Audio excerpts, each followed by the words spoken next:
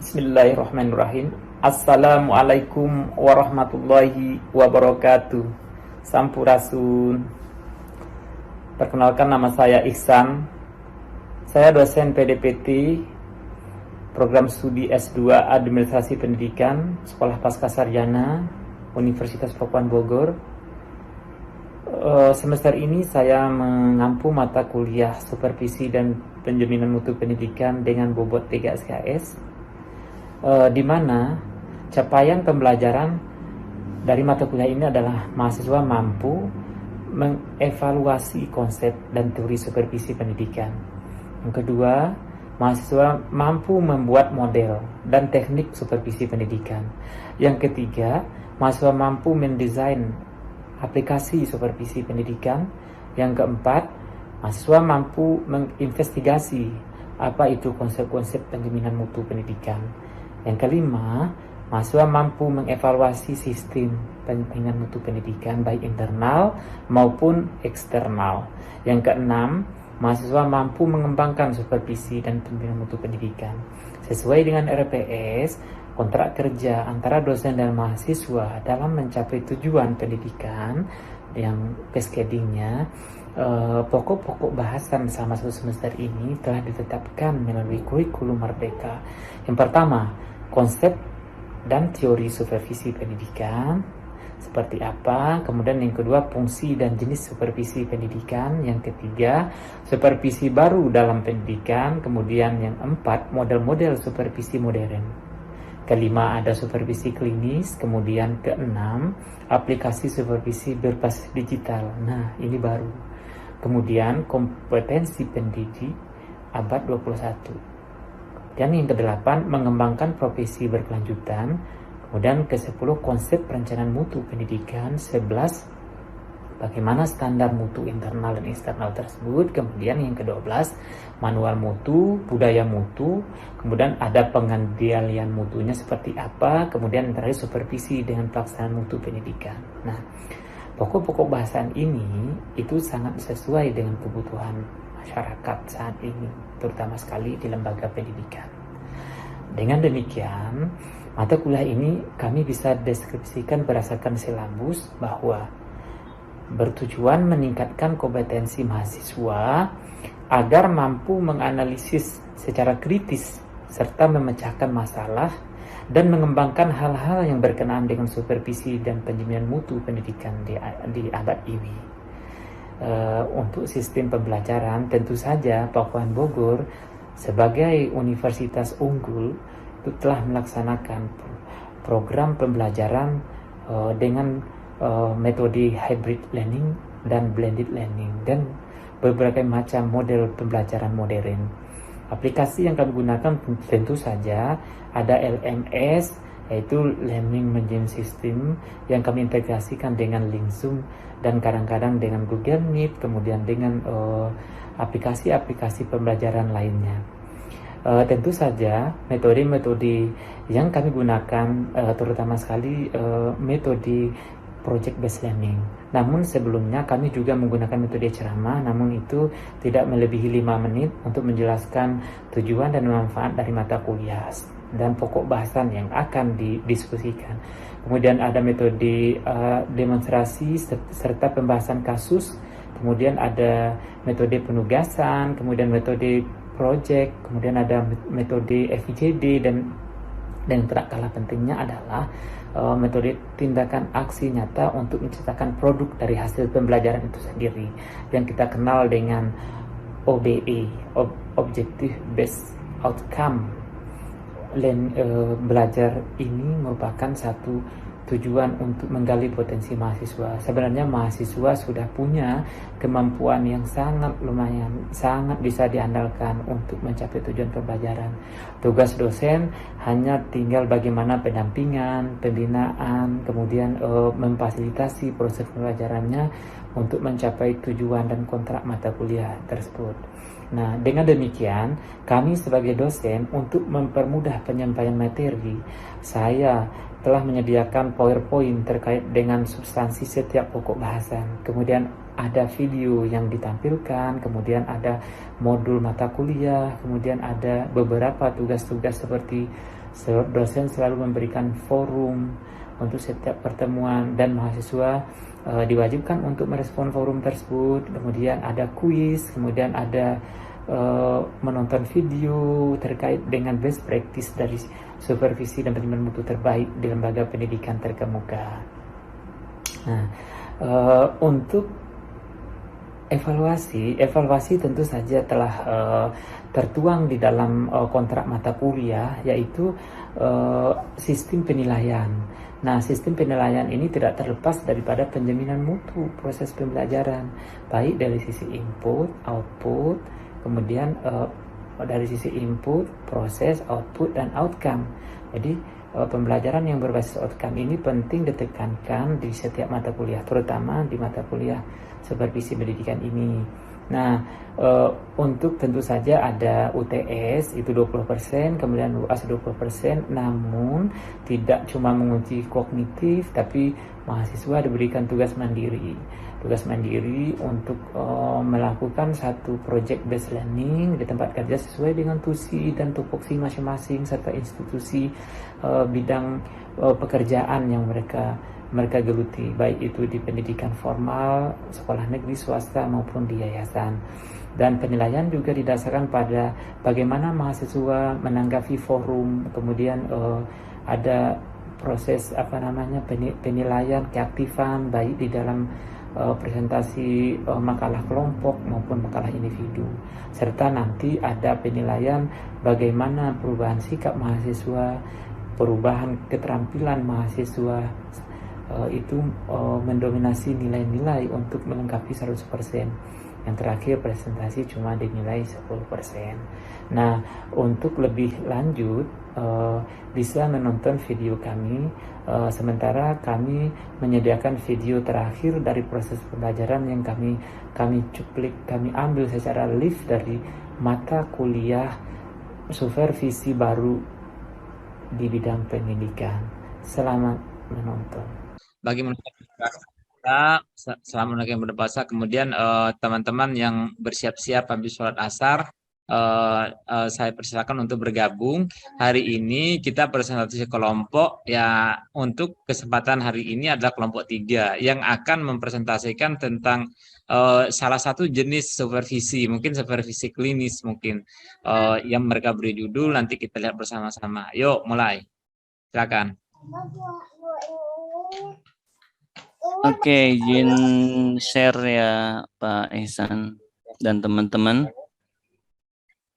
Ini kebetulan personel saya masih kurang satu ini Pak, Mas Fatur, sambil berjalan aja kali Pak ya. Ya. Mungkin sedang sholat beliau katanya tadi. Oke, sebentar saya akan izin share dulu. Sudah muncul belum teman-teman? Pak Ihsan dan sudah bisa sudah ya. Kelihatan foto saya ya Pak Ihsan. Ganteng. Satunya cantik. Ya, ini kepala sekolah di atas nih kayaknya. Batur Rahman. Oke. Bismillahirrahmanirrahim. Assalamualaikum warahmatullahi wabarakatuh. Waalaikumsalam warahmatullahi wabarakatuh. Sebelumnya izinkan saya dan teman-teman untuk menjelaskan atau memaparkan materi kami yang akan kami sampaikan pada sore hari ini. Kemudian juga yang saya hormati sebelumnya Pak Dr. Ihsan MPD selaku dosen pengampu. Di sini kami membahas tentang materi supervisi baru dalam dunia pendidikan, ya Pak Ihsan dan kawan-kawan sekalian. Supervisi baru dalam dunia pendidikan sebelumnya akan disampaikan dulu oleh Bu Nurul untuk yang mempresentasi pertama. Kepada Bu Nurul, dipersilahkan. Baik, terima kasih Pak Polri, terima kasih Pak Ihsan dan teman-teman semua. Nah, di sini kami bertiga sudah mendiskusikan tentang supervisi baru. Di sini saya menyampaikan yang pertama adalah tentang supervisi pendidikan, di mana dalam supervisi pendidikan ini adalah suatu proses penting yang dilakukan oleh supervisor atau pengawas pendidikan untuk memastikan bahwa kualitas pembelajaran dan kinerja guru atau tenaga pendidikan itu sudah baik atau belum. Nah, jadi di sini dalam supervisi pendidikan itu memastikan apakah pada saat pembelajaran itu sudah sesuai dengan harapan atau belum. Lanjut Pak Fauzi. Siap, Bu.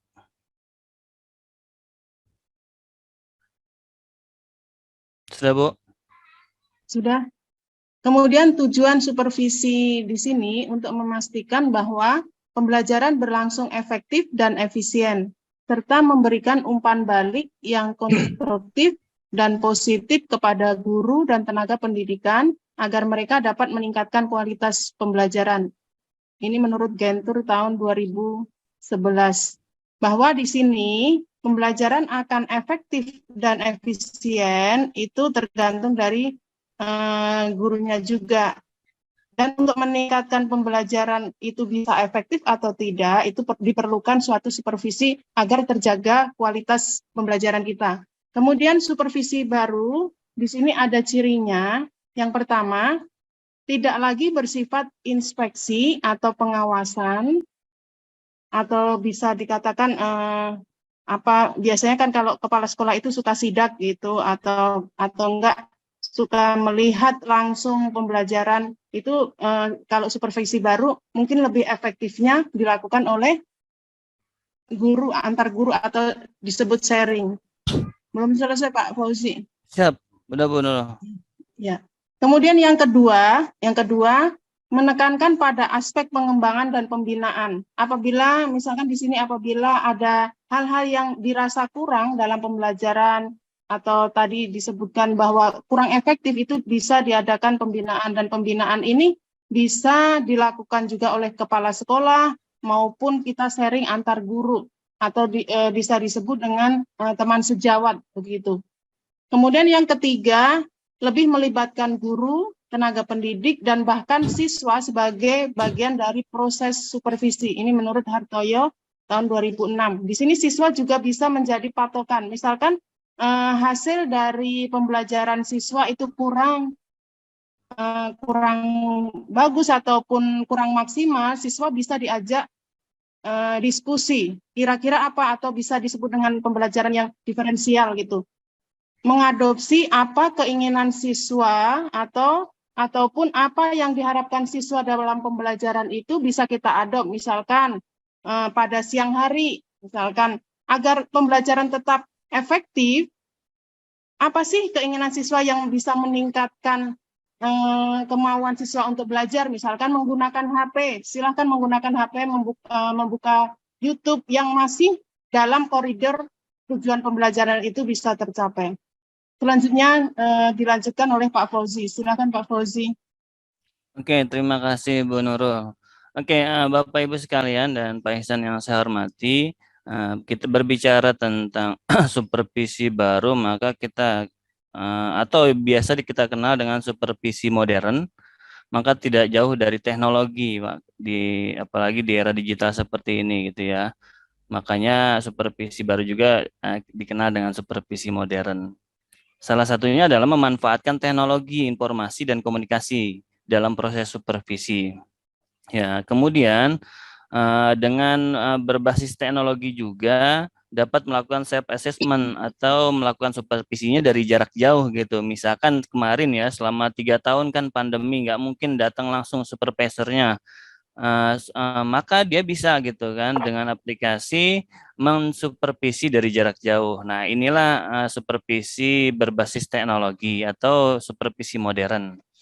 Kemudian memanfaatkan aplikasi atau software khusus yang dapat membantu dalam proses supervisi. Banyak ya sekarang contoh-contohnya aplikasi, software-software yang menunjang supervisi atau membantu proses supervisi seperti itu.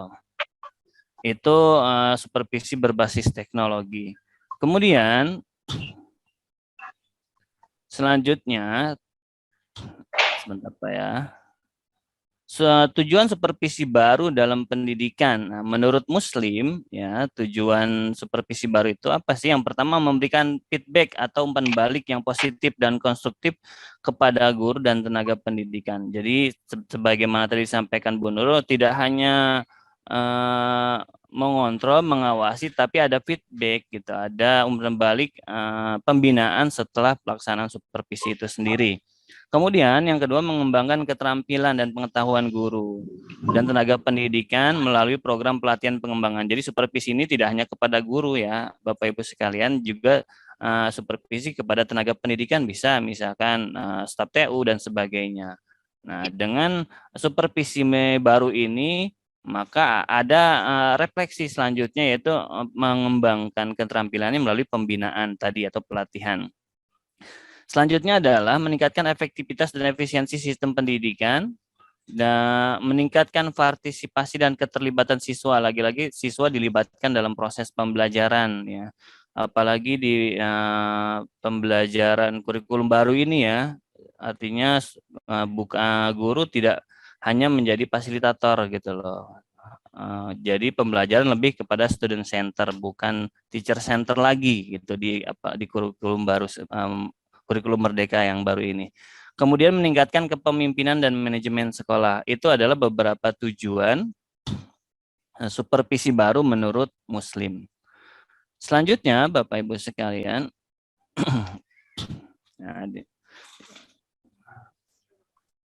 oke, ini perbandingan ya. Jadi ada supervisi baru dengan supervisi tradisional. Ya. Jadi ada beberapa perbandingan yang akan saya sampaikan terkait supervisi baru dan supervisi tradisional. Pertama, supervisi pendidikan tradisional lebih bersifat inspeksi atau pengawasan semata dan bersifat otoriter. Biasanya supervisornya lebih otoriter. Hanya menekankan kepada aspek kesalahan, mencari kesalahan semata. Kekurangan dari guru yang disupervisi atau tenaga pendidik yang disupervisi. Beda dengan supervisi baru. Kalau supervisi baru lebih menekankan kepada aspek pengembangan dan pembinaan.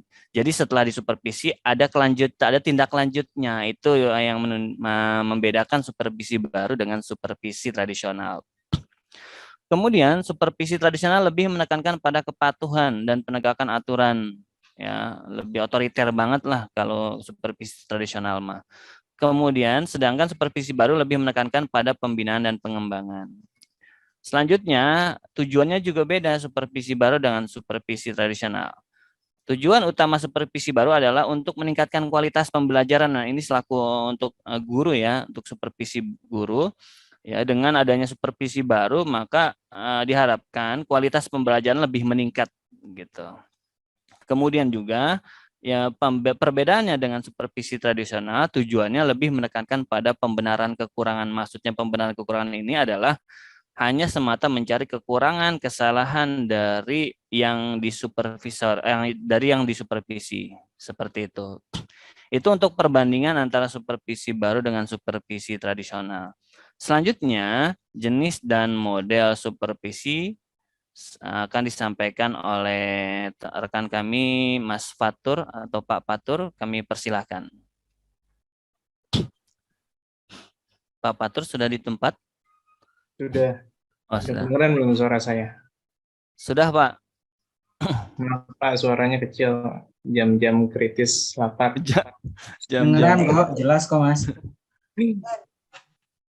Iya, terima kasih Pak Ihsan dan teman-teman semuanya. Selanjutnya saya akan menjelaskan mengenai jenis-jenis supervisi baru ya. Saya buka catatan dulu.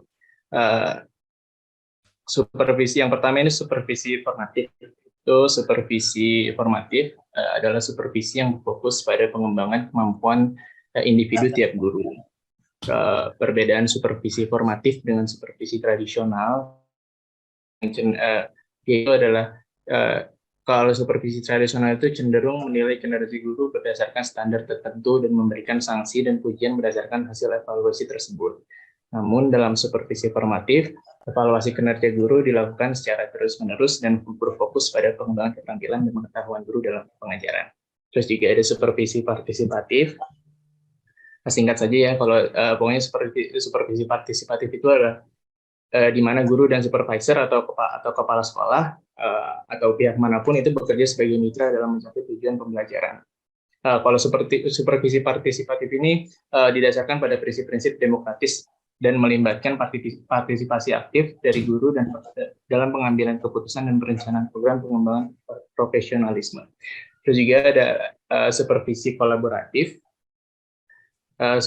Kalau supervisi kolaboratif itu adalah di mana melakukan diskusi terbuka dan dialog yang memungkinkan guru dan supervisor atau kepala sekolah saling berbagi ide dan pengalaman serta memberikan umpan balik yang konstruksi dan mendukung. Jadi perbedaannya supervisi kolaboratif dan supervisi formatif yang tadi awal, dua-duanya sama-sama berfokus pada pengembangan kemampuan guru, tapi kalau formatif lebih ke individu, namun kalau kolaboratif lebih ke pengembangan secara tim. Terus juga ada supervisi berbasis data. Supervisi berbasis data ini melibatkan pengumpulan data yang sistematis dan berkelanjutan tentang kinerja guru dan hasil belajar siswa. Data ini diperoleh dari berbagai sumber, termasuk tes siswa, evaluasi pengamat, dan catatan kinerja guru. Data dan informasi yang terkumpul kemudian dianalisis dan digunakan untuk membantu guru memperbaiki praktik pengajaran mereka demi meningkatkan hasil belajar siswa. Jadi kalau supervisi berbasis data ini menggunakan data-data yang sebelumnya harus dikumpulkan oleh tiap guru tersebut. Terus ada supervisi jarak jauh. Nah inilah jenis yang paling mencolok yang membedakan antara supervisi baru, supervisi modern atau supervisi tradisional, di mana adanya supervisi di jarak jauh. Di mana supervisi ini adalah supervisi yang memanfaatkan teknologi informasi atau jaringan internet. Jadi supervisi ini berlaku di mana pengamat atau supervisor memberikan umpan balik, dukungan, dan bimbingan kepada guru atau staf pendidikan lainnya secara online atau jarak jauh. Itu bisa menggunakan video konferensi, aplikasi pesan instan, email, pokoknya yang menggunakan teknologi informasi dan komunikasi. Terus juga ada supervisi portofolio. Ini di mana guru atau staf pendidikan membuat dan memelihara portofolio pengajaran mereka sendiri yang berisi dokumen, contoh karya, dan bukti-bukti lainnya tentang praktik pengajaran mereka. Portofolio pengajaran ini kemudian digunakan sebagai alat untuk evaluasi kinerja guru dan pengembangan profesional mereka. Lanjut.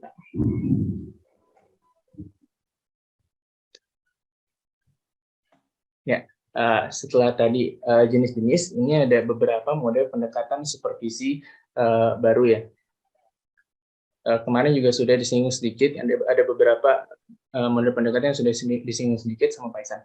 Yang pertama ada supervisi klinis. Supervisi klinis itu jenis supervisi di mana seorang supervisor atau pengamat secara langsung mengamati praktik pengajaran seorang guru atau karyawan di dalam kelas atau lingkungan kerja mereka.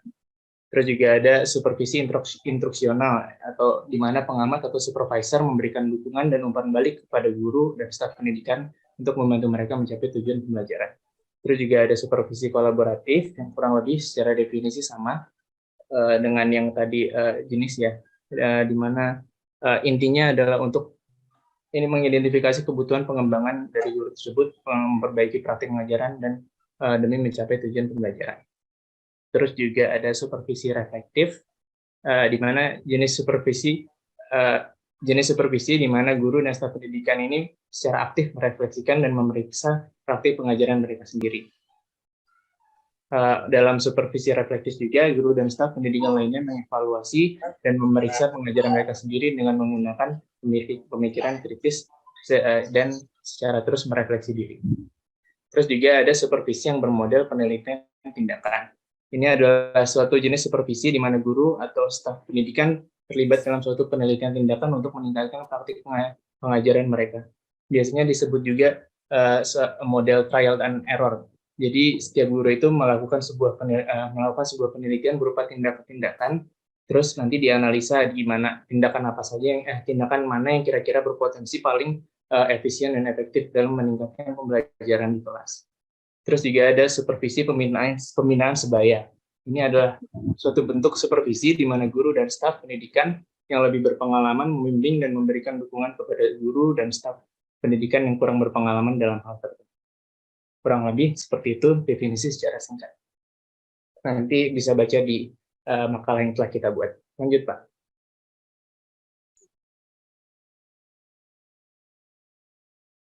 Oke. Baik. Oke, terus kelebihan Ini kita nggak akan berbicara mengenai kelebihan dari satu model atau satu jenis ya, kita langsung berbicara kelebihan dan kekurangan supervisi baru saja dan dibandingkan dengan supervisi tradisional. Yang pertama kelebihannya tentunya meningkatkan kinerja guru dan kualitas pembelajaran, terus memperbaiki hubungan antara guru dan supervisor, meningkatkan partisipasi siswa, lebih inklusif, dan tentunya memanfaatkan teknologi informasi dan komunikasi. Untuk kekurangannya pun kurang lebih adalah memerlukan waktu dan sumber daya yang cukup, terus juga membutuhkan keterampilan khusus, memerlukan komitmen yang kuat, dan tidak semua guru menerima dengan baik. Baik, lanjut Pak. Mungkin itu saja presentasi dari kami. Jika ada kritik, saran, masukan, dan pertanyaan, silakan. Nanti bisa Pak Wira yang jawab. Terima kasih banyak. Wassalamualaikum warahmatullahi wabarakatuh. Waalaikumsalam warahmatullahi wabarakatuh. Jadi silakan ya. Kenapa jadi saya yang jawab, Mas Fatur? Mungkin sebelum pertanyaan tadi menambahkan sedikit Pak Ihsan dan teman-teman ya, sebenarnya tadi supervisi baru itu sebenarnya bukan kekurangan ya, tapi lebih ke tantangan saja, lebih ke tantangan gitu. Lebih misalkan ada dari supervisi baru ini banyak guru yang masih belum mau menerapkan itu gitu kan, sebenarnya itu tantangan aja gitu, bukan kekurangan gitu. Terima kasih. Silakan mungkin teman-teman kalau ada yang ingin mungkin Pak Ihsan dulu ada komentar. Pak Ihsan, silakan. Jadi terima kasih sekali, bagus sekali paparannya, telah mengemukakan dan membandingkan antara supervisi tradisional sama supervisi baru. Memang kan dari awal kita sudah sama-sama tahu bahwa tujuan supervisi itu adalah mengembangkan potensi baik siswa maupun guru, kemudian berdasarkan kebutuhan belajar. Jadi minat dan bakat siswa, kemudian guru menyesuaikan dengan kebutuhan siswa. Kan jadi gini, tentunya dari pihak sekolah misalnya ya, kalau organisasi itu bagaimana menjadikan masing-masing orang itu sebagai pembelajar, kan gitu. Dari awal kita sudah bilang bahwa learning, jadi learners. Jadi bagaimana learners practices, setiap orang itu bagaimana bisa belajar secara terus-menerus, lifelong learning-nya itu jalan. Nah, untuk itu saya mau lebih mengkonkretkan dari paparan ini bahwa kalau saya tanya ya, dari tadi kan yang saya tangkap jenis-jenis yang formatif, partisipatif, terus ada namanya yang kolaboratif, kemudian ada berbasis data, kemudian jarak jauh dan portofolio. Nah, pertanyaan saya, bisakah ini dilakukan secara simultan atau tidak? Atau harus dipilih salah satu? Nah, ini grup yang jawab. Nanti saya sama Pak Wira kan nanti belakangan kan kalau bisa memberikan komentar. Harus yang presentasi. Nah, kalau kita melakukan misalnya portofolio saja, gimana apa yang terjadi misalnya seperti itu. Nah, kalau seandainya ini adalah satu paket, misalnya kalau memang berpikir ini satu paket, nah barunya itu di mana? Nah, saya kasih contoh ya teman-teman, saya kasih contoh nih. Saya melakukan supervisi. Pertama, ya kan, pakai standar-standar, berarti formatif kan? Ada standar-standar tuh. Standar guru, standar siswa, standar sarpras, kemudian standar layanan segala macam. Kemudian secara partisipatif saya berkomunikasi baik melalui observasi, interview atau segala macam yang saya bisa berhubungan langsung dan berkolaborasi juga. Dan itu saya lakukan berbasis data. Jadi gini, jadi sekolah mengupload data, ya kan, mengupload data dalam artian data itu untuk memperlihatkan portofolio gitu. Portofolio sekolah seperti apa? Anggaplah saya sekarang kan supervisi institusi, ya kan? Portofolionya secara online sudah diupload semua, kemudian berbasis data, misalkan jumlah lulusan, jumlah siswa barunya, ya kan? Kemudian jumlah guru yang sudah sertifikasi, jumlah guru honorer berapa, semua itu datanya lengkap secara portofolio jelas bahwa sekolah itu sudah punya prestasi ini sudah meluluskan berapa tahun, tracer study yang sudah jelas gitu, misalnya sudah kuliah lulus di mana, atau kalau kuliah sudah bekerja di mana, sudah ada semua. Jadi ini apakah bisa satu paket atau termilih satu-satu gitu. Nah, ini kalau kita melihat sudah dilakukan contoh yang seperti yang saya lakukan itu. Nah, setelah saya lakukan penilaian terhadap portofolio yang sudah diupload oleh institusi, baik itu namanya data guru, ya kan, data proses belajar mengajar dan segala macam, data kerjasama, data bagaimana pelatihan guru. Terus kan untuk konfirmasi saya bisa pakai jarak jauh. Ya nggak? Saya jarak jauh itu apa? Saya secara daring. Saya buat link Zoom seperti ini, saya tanya satu-satu, gitu kan. Nah, misalnya kan saya wawancara siswanya dulu kan.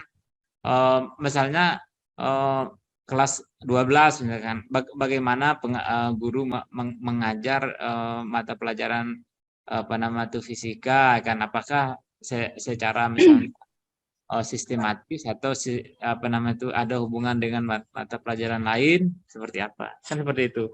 Nah, mohon dijawab. Ini kan menyangkut tadi self assessment kan.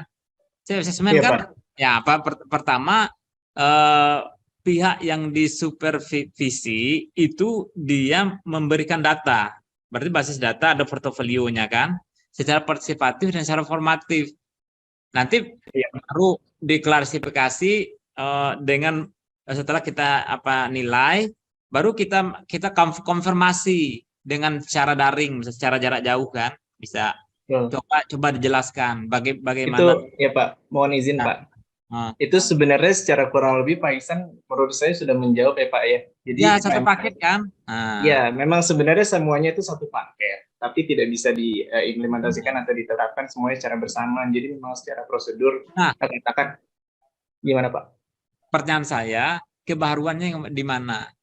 Kebaruannya di mana Pak? Sebenarnya yang paling mencolok itu kebaruannya itu di penggunaan teknologinya Pak. Cuman memang secara makin kesini tadi kan sudah dijelaskan juga ya perbedaannya antara supervisi lama dan supervisi baru ya Pak ya. Tadi supervisi lama kayak gimana Pak Fauzi, lupa saya. Tapi bukan berarti teknologi informasi aja gitu yang sebagai perbedaan utamanya. Memang ada perbedaan lain ya, dan yang pasti dari pendekatan dari supervisi itu sendiri Pak. Jadi mungkin kalau misalnya yang supervisi lama tradisional itu Pak Fauzi lebih lebih diktator tadi katanya gimana, lebih tegas ya? Lebih otoriter Pak. Lebih otoriter gitu ya. Kalau sekarang mungkin lebih terbuka, lebih berorientasi kepada hasil, tidak berfokus kepada sanksi dan pujian saja, tapi berfokus pada perkembangan seperti itu mungkin Pak. Yang baru. Mungkin lebih pendekatannya aja gitu. Cuman memang yang paling mencolok sih perbedaannya di penggunaan adanya penambahan perangkat supervisi itu sendiri, yaitu penggunaan teknologi informasi. Ya udah, saya serahkan ke forum. Apakah ini bisa diterima pembaruan cuma penggunaan tools sebagai IT atau semacam, terserahkan. Silakan. Mungkin biar kembang dulu diskusi beberapa menit ke depan ini, baru nanti kita coba rumuskan. Silakan teman-teman yang lain. Silakan dibahas. Pak, boleh Pak? Ya, silakan. Boleh.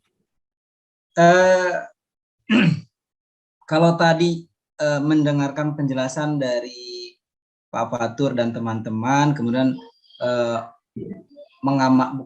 menyimak apa yang disampaikan oleh Pak Ihsan, kelihatannya apa yang tadi sudah disampaikan itu adalah jadi satu sama lain saling terkoneksi begitu, satu sama lain saling melengkapi, satu sama lain terikat dengan, jadi tidak bisa hanya satu-satu gitu ya, yang maksudnya tidak bisa hanya satu yang diambil begitu. Pokoknya satu paket aja gitu. Gitu ya Pak ya. Ya, satu paket. Artinya itu satu paket yang bisa jadi itu merupakan langkah-langkah dari awal sampai akhir begitu Pak. Begitu. Ya. Yang kedua, saya rasa kebaruannya adalah dalam hal kemitraan Pak. Bahwa supervisor dengan yang disupervisinya itu mereka tidak ada perbedaan posisi begitu Pak. Jadi mereka sejajar begitu. Karena tujuan utamanya adalah untuk memberdayakan begitu Pak. Begitu. Bukan untuk menilai yang mana kekurangannya dan lain sebagainya begitu. Jadi menurut saya salah satunya itu. Kalau teknologi, kalau menurut saya itu hanya penunjang saja kalau menurut saya Pak ya, untuk memuluskan bagaimana supervisi ini bisa berjalan lebih baik, lebih lengkap, lebih dalam seperti itu Pak. Mungkin itu Pak kalau dari saya Pak. Mohon maaf kalau sudah agak mulai mendekat dengan jawaban. Ya mungkin teman-teman yang lain yang bisa memberikan satu highlight-nya lebih ini lagi, lebih terang bahwa supervisi modern atau daerah baru itu seperti apa gitu. Kalau udah dari pemakalah atau dari yang mempresentasikan tadi sudah lengkap sebenarnya memberikan kisi-kisi kepada kita kan, malah jadinya supervisi baru itu udah satu paket gitu dan tidak bisa dipisahkan satu sama lain. Demikianlah video pembelajaran kami kali ini dengan topik supervisi baru dalam pendidikan. Jangan lupa subscribe. Terima kasih atas telah menonton video kami ini. Wassalamualaikum warahmatullahi wabarakatuh.